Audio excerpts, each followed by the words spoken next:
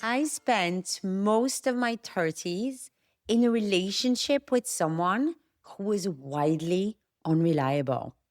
No, I'm not talking about my husband. He's absolutely wonderful. I'm talking about someone who would make promises every Sunday night.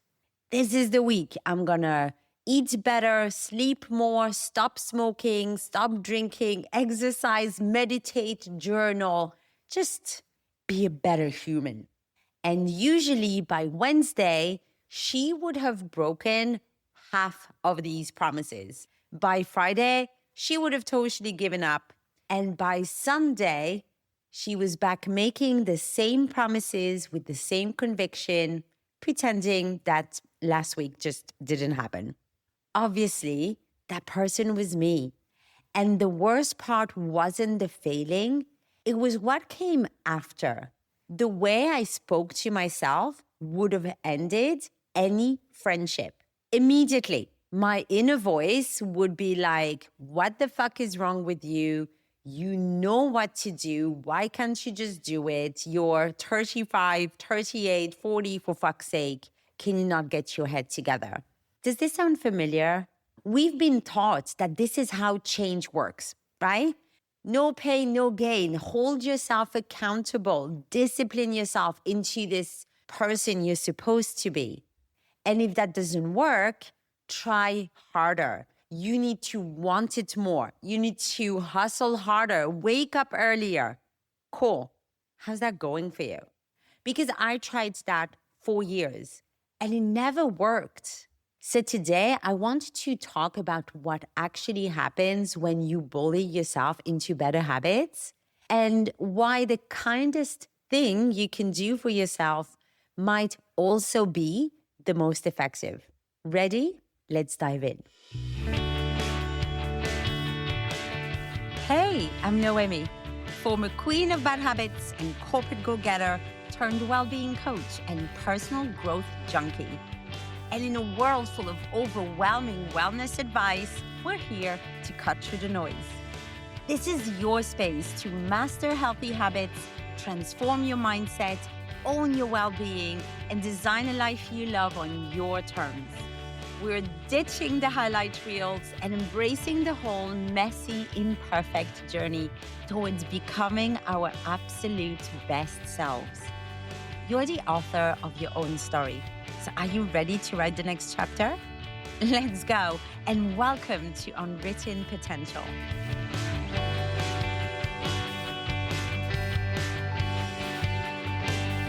Hello, my friends, and welcome back to Unwritten Potential with me, Noemi. I am so happy that you're here.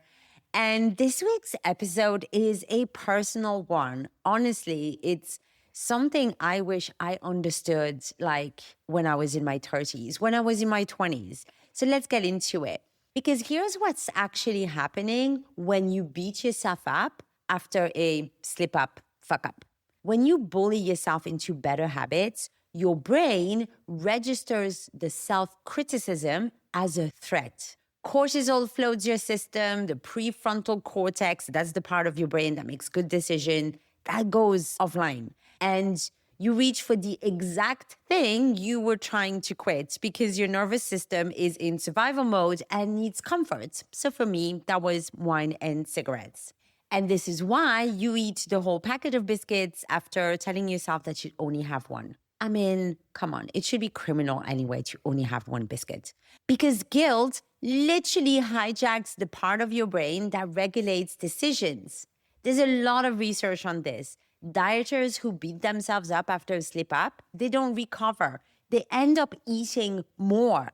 But the ones who shrug it off and give themselves a bit of a break and some dose of self-compassion, they go back on track almost immediately. The exact same behavior, the same slip up, but completely different outcome. And based entirely on how they spoke to themselves after that so-called fuck up. Every time you're unkind to yourself for skipping a workout or procrastinating or having too much fast food or whatever that might be for you, you're not motivating yourself. You're making it harder to try again tomorrow. All that self-punishment isn't keeping you in line. It's the thing keeping you stuck. And by the way, this is also why the whole, oh, I'll start fresh on Monday, it's why that cycle exists. You're not resetting, you're just recovering from the shame of last week long enough to try again. Ask me how I know. Now, I get the resistance here. I really do. Noemi, if I'm kind to myself, I'll end up just doing nothing and not pushing myself hard enough. I thought that for years, but also while really changing nothing at the same time. And here's a spoiler, my friends. Compassion doesn't make you soft. It makes you more likely to get back up. It just removes the part where you have to hate yourself first, which makes sense, right? You don't do your best work for a boss who screams at you. You do it for someone who believes you're capable and gives you room to figure it out.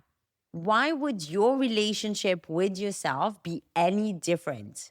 We spend so much energy on the doing of habits, the right routine, the right app, the right morning protocol.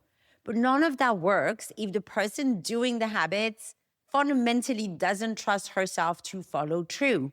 And you can't build that trust by yelling at yourself. You build it the way you would build trust with anyone else, by keeping small promises and not being a dick when things go sideways.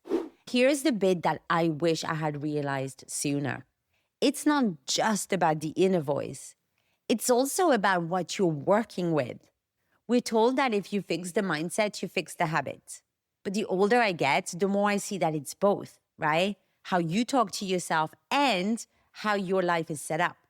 Because you can be endlessly compassionate with yourself about not exercising, but if your trainers are buried in a cupboard somewhere and your gym is 40 minutes away and your mornings are already chaos, compassion alone isn't going to get you there, right? You also need to make the thing easier to do. Self-compassion plus environment design. That's the magic combination. All right, so here's your experiment for this week. First, pick one promise to keep to yourself this week. Something really, really small. It might be, hey, I'll have a glass of water before my morning coffee. I will go for a 10-minute walk before turning on my laptop. Lights out by 11 p.m. Just one thing.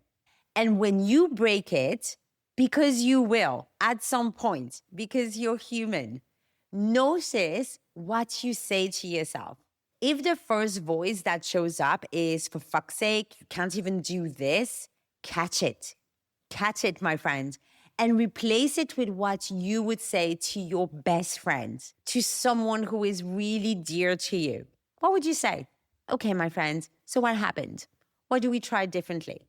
Second, make that one thing stupidly easy to do. So put the glass by the kettle, lay out your shoes by the door, set a phone alarm at 10:15 p.m. Don't rely on willpower or motivation. It will not happen. Set up your environment so the thing you're trying to do almost does itself. Trust isn't built through grand gestures.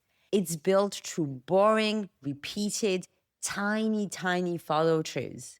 And self-compassion isn't about letting yourself off the hook. It's about staying in the game long enough to actually change. Here's the bottom line. I spent years at war with myself, trying to punish and discipline and shame my way into being someone I liked. It never worked. What worked was becoming someone I could trust, slowly, imperfectly, one kept promise at a time. Be that person. Not perfect, definitely not magically fixed, but someone who shows up, tries, and doesn't tear herself apart when things get messy. You deserve that. Thank you so much for being here with me today. If this resonated, I would love it if you shared it with someone who's been stuck in that self-criticism spiral.